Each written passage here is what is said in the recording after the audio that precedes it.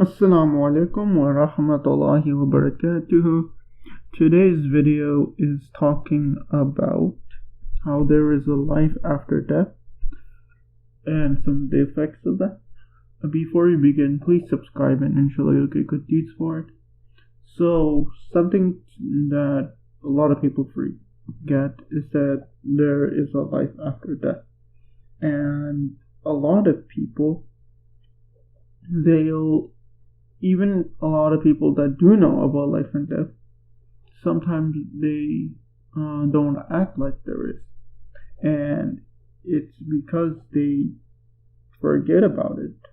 Like for example, a lot of people, they talk about justice and how there is no justice in this world. And that's kind of correct because this life is not perfect. But what they forget about is that in the next life, people are held accountable for their actions. People ask, why am I always suffering? Or something along those lines.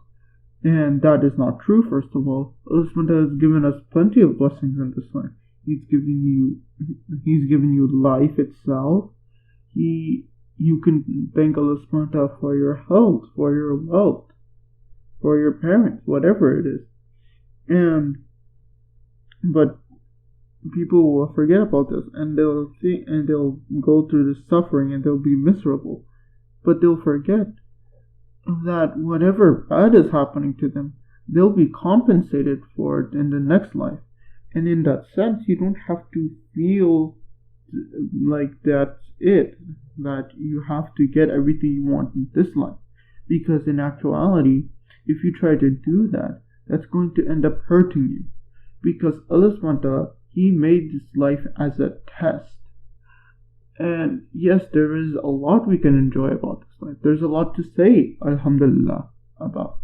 But it's not, but what's the main focus of this life is not to just enjoy yourself. It's not to just go after these materialistic things. It's not just about building a family. It's not just about having a good job. These things are part of it. It might help you. But these things are not the end goal. The end goal is to get Jannah. To get Jannatul Firdaus. Because when you do that, you can have whatever you want. You will have pleased Allah SWT. And these things that you've been going after, you don't know if you're going to get them. You don't know if you're going to live the next couple of minutes or the next couple of decades. Allah SWT is the one who knows that.